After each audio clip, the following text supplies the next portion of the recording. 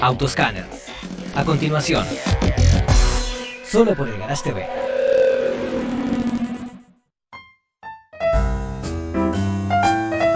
Rival en la pista, íntimos amigos. Hay gente que no me cree, hay gente que piensa que no. Éramos muy, pero muy amigos, ¿no? Nada más que nunca mezclamos la pista con la amistad. La pista era una batalla campal, terminaba, nos íbamos a tomar mate. A los 15 días, el que se había exagerado la ligaba, pero bueno, estaba dentro de las reglas. Los toques eran, por decir un ejemplo, hasta tercera.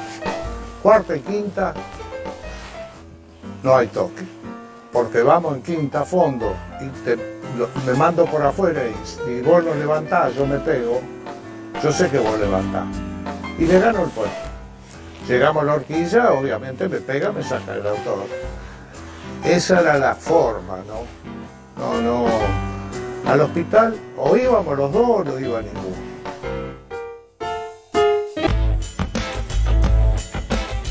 Y ahora vamos a nuestro encuentro con Gustavo Feder, nuestro profesor de historia y columnista del programa, para recordar lo que fue la existencia del Dodge 1500, el recordado Milky de los años 70 y 80, con una característica muy particular. Fue producido por dos marcas diferentes a lo largo de sus 20 años de existencia. Hola, Gustavo Feder, nuestro profesor de historia. Bueno, bienvenido a otra edición de Autoscanner. Y hoy, ¿con qué tema nos vas a sorprender? ¿Qué tal, Alejandro? ¿Cómo estás? Te voy a hablar del primer mediano fabricado en Argentina por una marca de origen norteamericano. Mira, ¿cuál es? ¿O cuál fue? El Dodge 1500. El Milky. El Milky. Mira, a ver cómo fue esa historia. Bueno, es interesante porque en el año 71 se presenta este auto en nuestro país y de algún modo Chrysler se adelanta a sus colegas Ford y General Motors en percibir la necesidad de fabricar y comercializar en Argentina un auto mediano en contraste con los autos grandes y de lujo que hasta entonces... Claro, que tenían Ford, tenían General Motors, el Fireland, ¿no? El Chevrolet, el Chevy. Claro, y la propia Chrysler, que recordarás el Coronado y otros modelos. Claro, exactamente.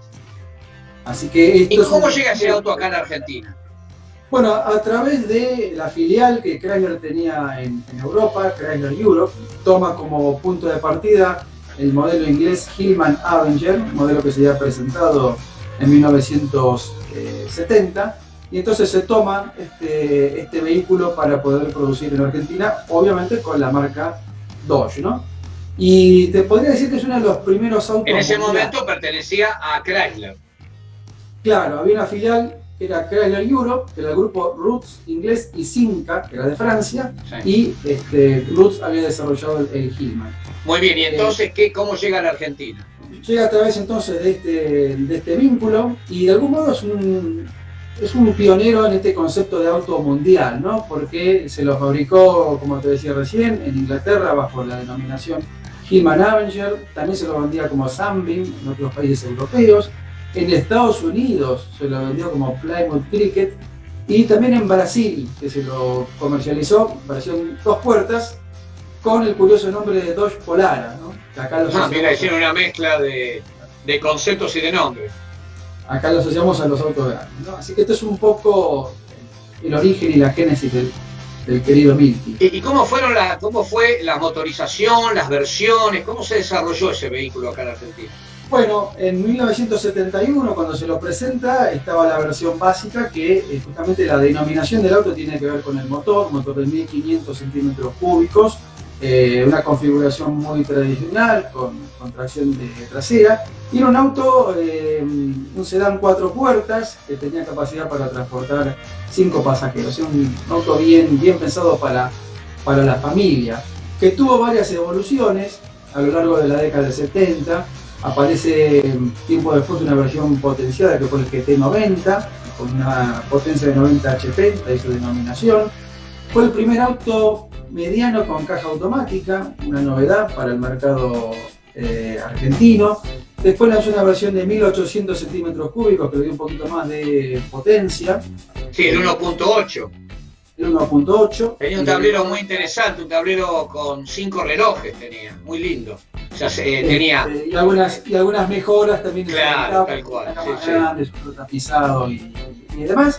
Y esta primera etapa cierra en el año 78, cuando hay un primer restyling de la serie, que se denominó internamente Serie 8, y que incluye una nueva versión que fue el 2500 Rural, ¿sí? De manera de consolidar esta imagen familiar que tenía el 1500.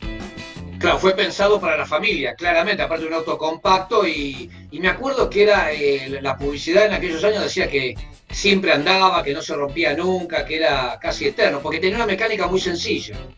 Exactamente, eso lo hizo tan confiable, fue elegido por muchos taxistas también en aquellos años. Claro. Convengamos que este auto estuvo en manos de diferentes marcas, de diferentes terminales, ¿no es cierto? Y hubo un proyecto de hacer una pick-up, que no me acuerdo qué quedó eso. En nada, sí, en la década del 70, mediados de esos años, se desarrolló una versión pick-up al estilo de la Fiat Multicarga o otros modelos de la época, pero bueno, quedó solamente en el proyecto, no llegó a materializarse. Uh-huh. Y con respecto a las marcas, a las marcas automotrices que fueron dueñas de este modelo, porque eso es una curiosidad en el mercado argentino. Hay una historia muy interesante. La década del 80, precisamente en 1980, Volkswagen adquiere Chrysler Feber Argentina. Que es cuando llega a la Argentina oficialmente.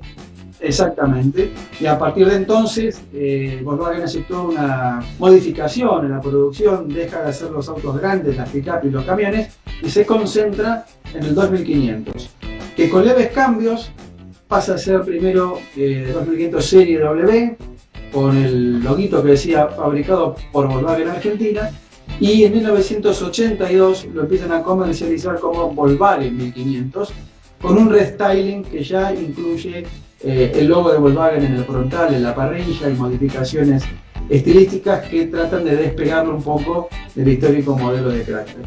¿Durante cuánto tiempo se fabricó este modelo y cómo fueron las ventas? Prácticamente 20 años. Muy longevo. Muy longevo, fue uno de los más longevos de nuestro país, y se fabricaron más de 250.000 unidades en estos casi 20 años de producción ininterrumpida. Mirá vos. Y yo me acuerdo que tuvo una figura muy destacada en el automovilismo, ¿no es cierto? Claro, recordemos que... Con un colorido muy llamativo, además. El 2500 participó exitosamente en los primeros campeonatos de TC2000. De hecho, gana los 4 primeros, del 80 al 83. Los 3 primeros con Omar del Río, después con el Loco de Di Palma. Y vos hacés mención a un muy recordado, ya era Volkswagen en esa época, el de Yoyo Maldonado, ¿no? Con el oficio de Alba y pintado por el artista Rogelio Polecelo, ¿no? Que llegó a ser subcampeón en la temporada 88. Sí, era un auto muy llamativo, no tenía publicidad, solamente la de Alba, y estaba pintado al estilo de Polecelo con diagonales y cruces, muy llamativo, tenía un auto con mucha personalidad, ¿no?